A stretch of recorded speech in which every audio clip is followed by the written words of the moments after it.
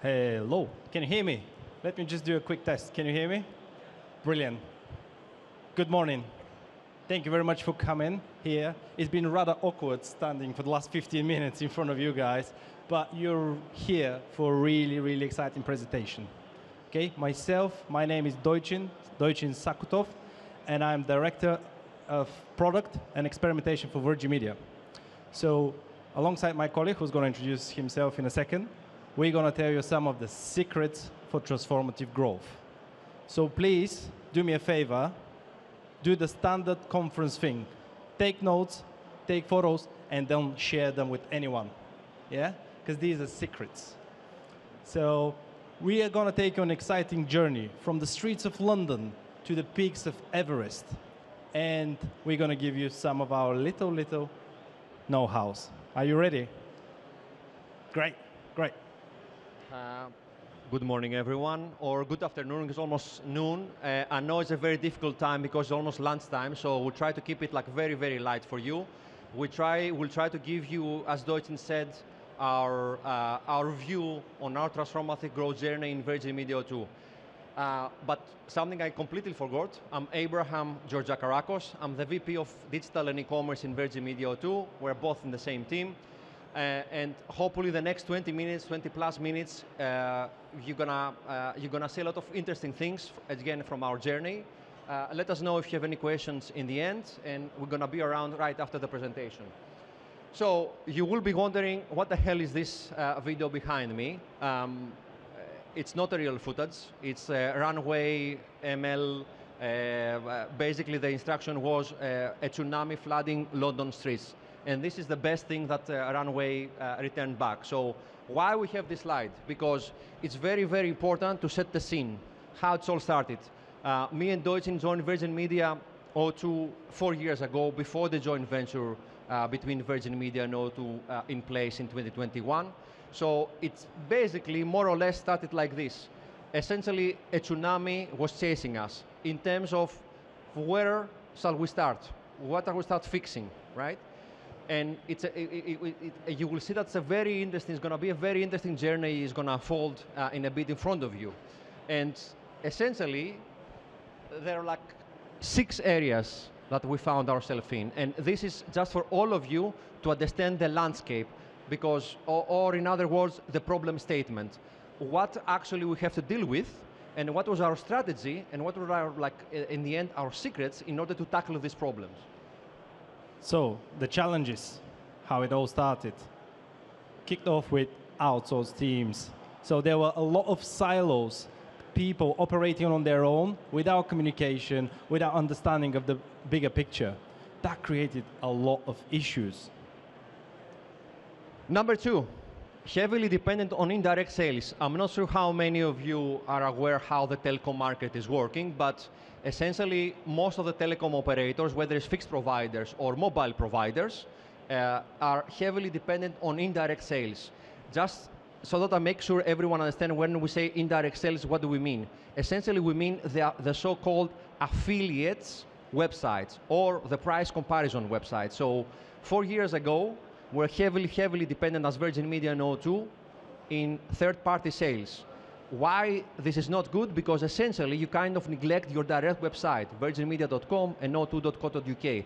So for us, it was like one of the key things that we have to improve and move the needle from indirect sales, from affiliate sales, to direct sales on our website.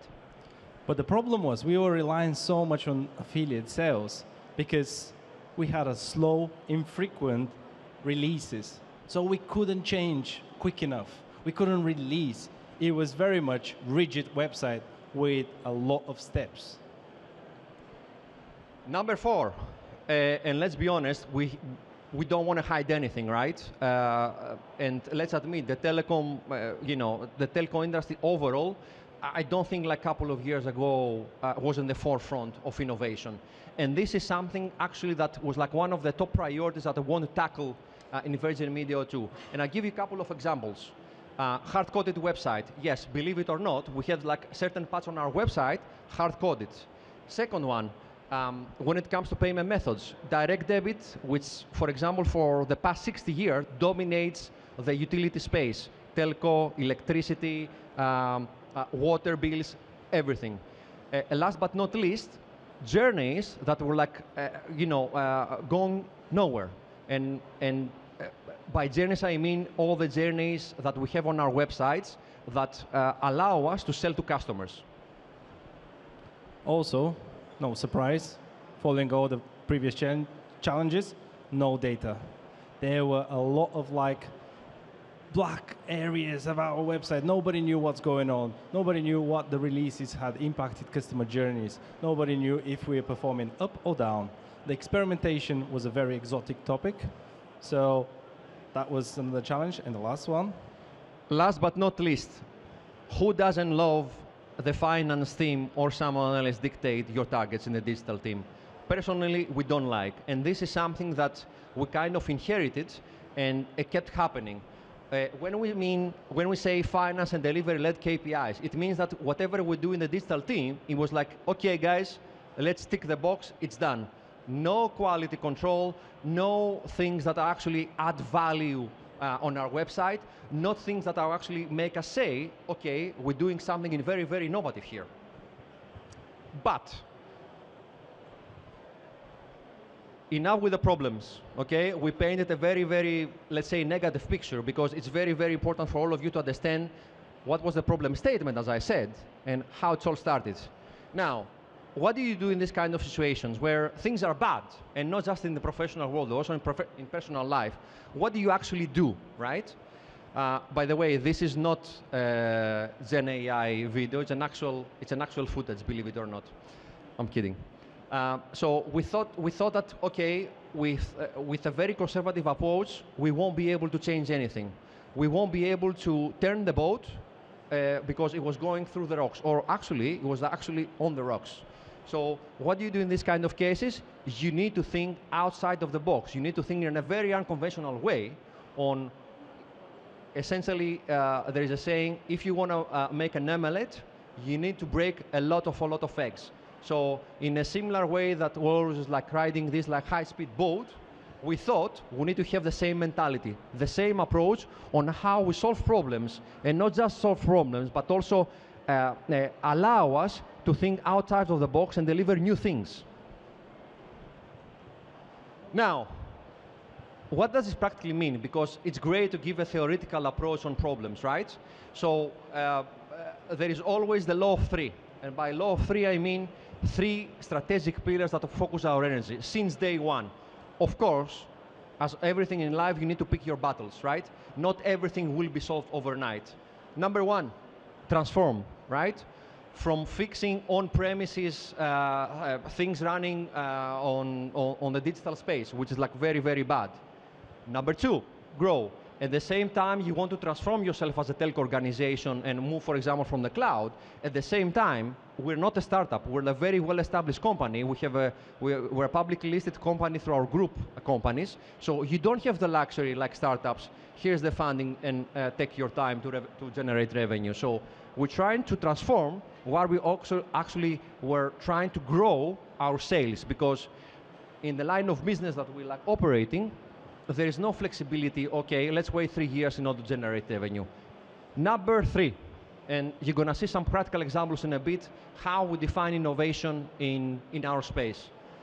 Transform, perform, grow, and innovate. So the 3 strategic pillars that will allow us to set a very good foundation for the future. So those 3 strategic pillars shaped our teams, how the teams were structured within the e-commerce space. So following transform, grow, and innovate, we created 3 distinctive teams with very specific strategies. The trading and content team were focusing on transform. They were focusing on the day-to-day. They were focusing on still delivering those targets while moving away from the legacy platform. The product teams were focusing on the near future, on the grow element, to allow us to have the capabilities. So think about it the next 3 to 6 months. That's where the product team were operating in that space. And then the experimentation team were basically targeted with the innovation. Because let's face it, innovation is expensive. If you want to innovate, highly likely you're going to fail. That's why it's very important, the experimentation team, to be tasked with these far cries, overstretching horizon pieces, which they need to test if it's going to work or not. So the experimentation team were tasked with 6 to 12 months, things that can potentially change the dial. But it didn't happen quick enough, right? Right, okay. Probably you're wondering what the hell is this slide in our deck.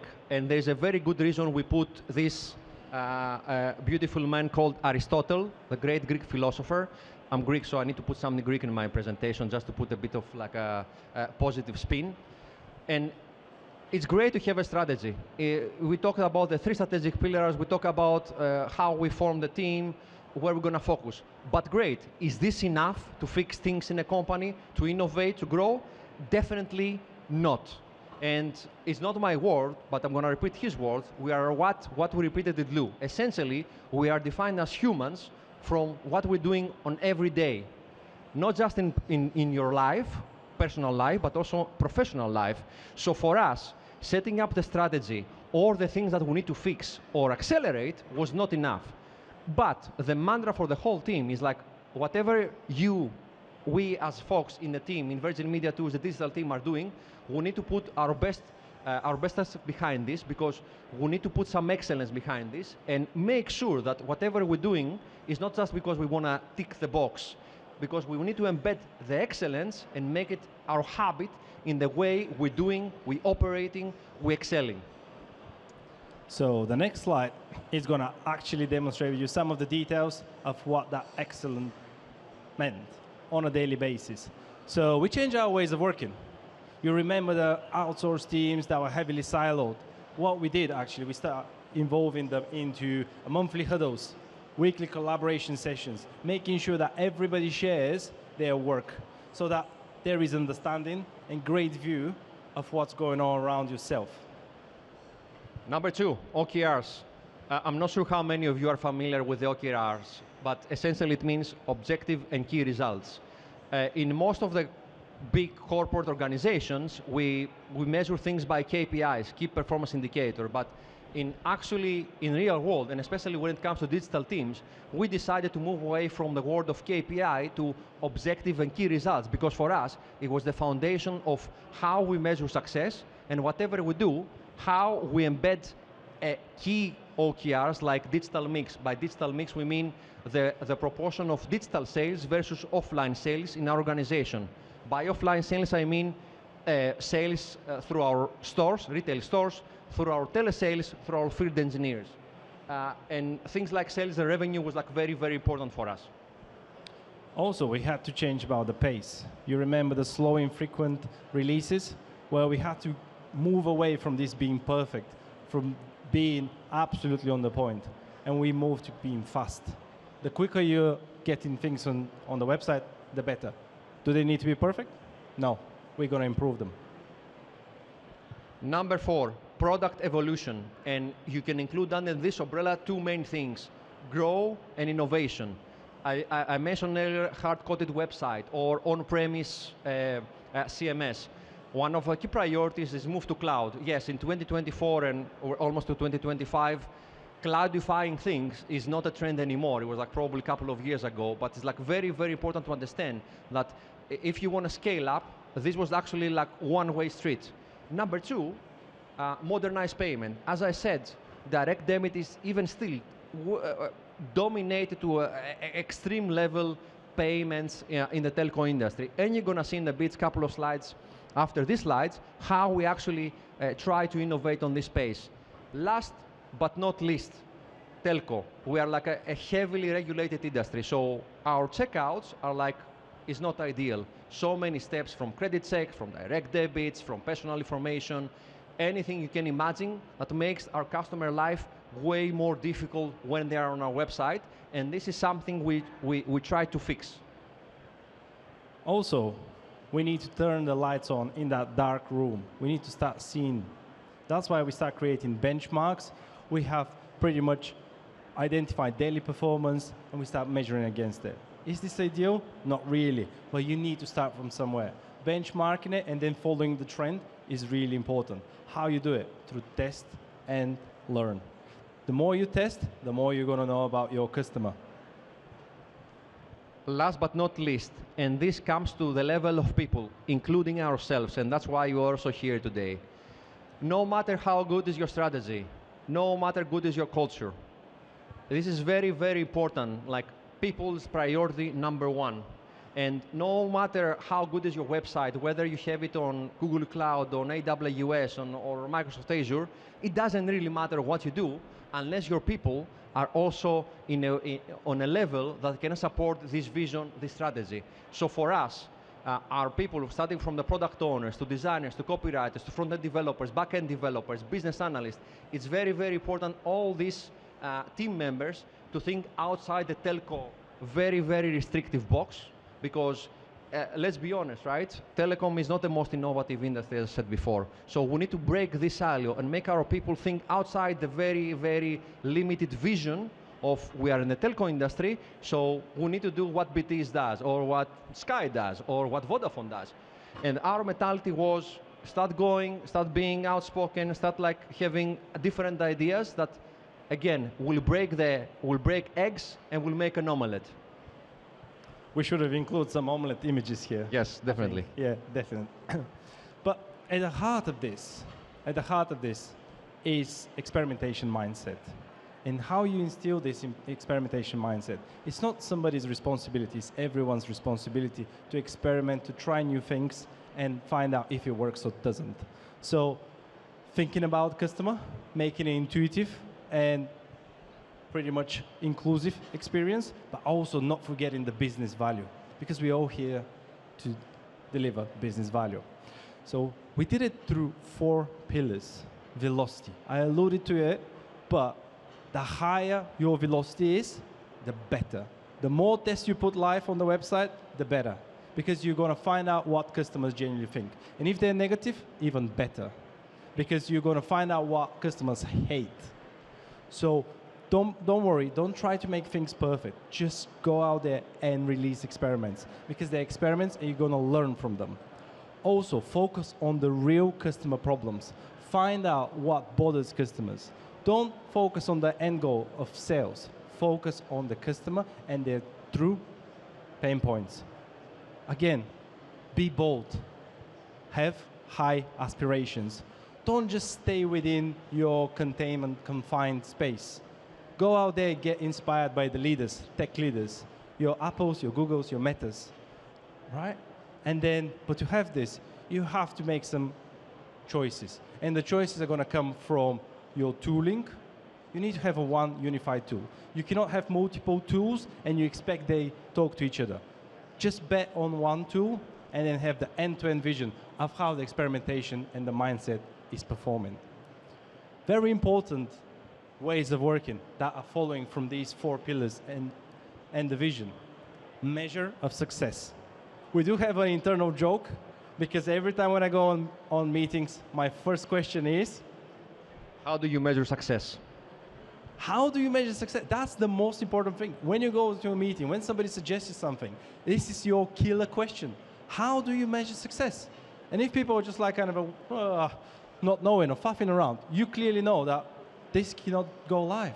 This cannot be measured. So measuring success is fundamental. The next thing, start creating opportunity solution trees.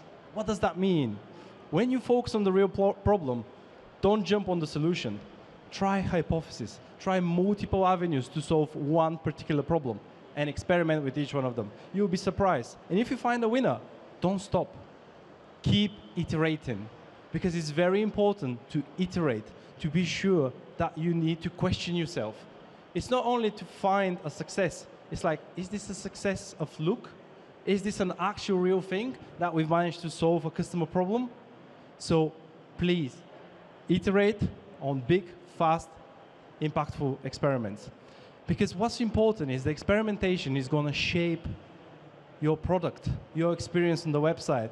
But what's going to follow after that is the product team needs to pave the way to make sure that the experience is customer focused, is intuitive, and also delivers the required value. So actually, I'm going to pass over to you to share with us some very, very bold products that we've delivered. as I said, in one of the 6 priorities was product innovation, and not just innovation per se, just for the sake. Oh yeah, we were like very, very innovative. We launched this, right? Not in that sense. I'm going to give you 2 very specific examples that I mentioned earlier. How, as Virgin Media O2, we try to break the boring payment landscape of the UK telecom industry. And let's be honest, we need to accelerate. We had to accelerate.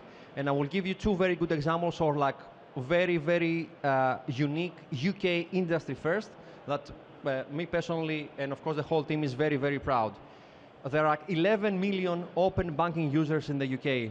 I'm not sure how many of you have used open banking to get access to your account or pay for taxes in our favorite HMRC, but I'm personally doing this. And this is one of the first priorities, how we take a 60 years old direct debit and bring it to the 21st century, to 2025. And I'm very happy because we're the first major telecom operator that we integrated open banking for your direct debit. And it was like a massive improvement. And you know what? We saw immediate results. We had 60% of the users trying to buy a product using the open banking features and not going through the manual route. And we're like in the business of making money, plus 3% uplift in the conversion rate. It means that a new thing that we launched on our checkout actually converted and resulted more sales, more revenues for our company. Example number 2, and this is another very, very industry first. As you already know, when you buy your telecom contract, you sign up for 18 months or 24 months if you are with BT or Sky or Vodafone. But when you set up your direct debit, essentially you're using, as I said, a 60 years old payment method in order to pay for your bills. But in reality, what you're actually using on the day-to-day life, Google Pay, Apple Pay. I'm personally a huge user of Apple Pay, and of course your credit and debit card, but again, not for one-off payment. Everyone does that. Our biggest difference here is like we introduced Apple Pay, Google Pay, and credit and debit card to pay for your contract instead of the direct debit. And this was the breakthrough for the UK telco industry, because even now we're still the only operator we're offering this, using of these very, very 2025 friendly payment methods to pay for your subscription in Virgin Media O2. And again, how do you measure the success? This is how we measure the success. 35% of our orders are through these new payment methods. Again, new for the UK telco industry. And again, 3.5% uplift in our conversion rates. And these are like very, very good examples on how we thought outside of the box and outside the quite boring UK telco industry in terms of payment methods. So we started from the streets of London and massive tsunami, and now we are going to the peak of Everest. So are you going to give us a quick overview of the situation now? I'm going to give you, again, it's not a real footage, it's runway. I gave a prompt like a lonely hiker reaching the peak of a snowy mountain and putting a flag of Virgin Media O2. For some weird reason, Gen AI couldn't put the simple logo of Virgin Media O2 on the flag, so it ended up with a very, very ugly flag. But never mind, let's focus on what we have achieved so far. We in-house the teams. It's very, very important. Yes, using contractors every now and then is important, or offshore resources, but if you want to build up to innovation, you need to have in-house teams, because of the know-how will stay in, and you need to gradually build up knowledge and know-how to get things done. Number 2, as I said, we're heavily dependent on direct sales. As we speak, we're 72% in our sales mix happening through our direct website, virginmedia.com.